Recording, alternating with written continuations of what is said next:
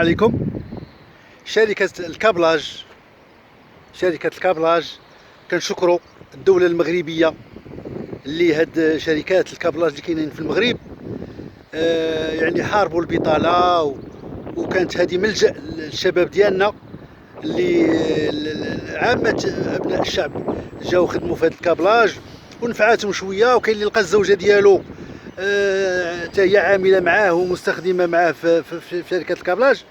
ولكن واحد الطلب تكيسوا على هاد الشباب، لان شحال من واحد كيدير خدمه ديال 2 الناس 3 الناس، وكاين اللي غادر المؤسسه، كاين اللي غادر الشركه، وكاين اللي مراد.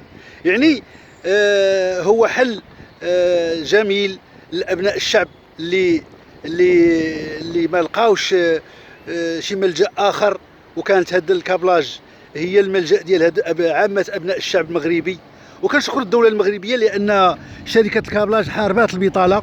وانا ما كنهضرش على هذه الشركه، انا كنهضر بصفه عامه على الشركات ديال الكابلاج في المغرب كامل.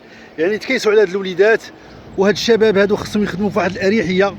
وراهم كما قلت كاين اللي كيخدم 2 الخدمات، كيدير الخدمه ديال 2 الناس 3 الناس وفيها تماره. ولكن تكيسوا على هاد الشباب، وهذه رساله لهاد الكابلاج.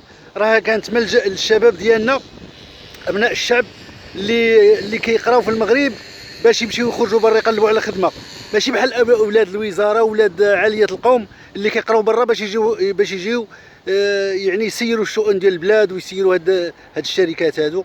وهذه رساله اجتماعيه، يعني تكيسوا على هاد الوليدات والله الموفق.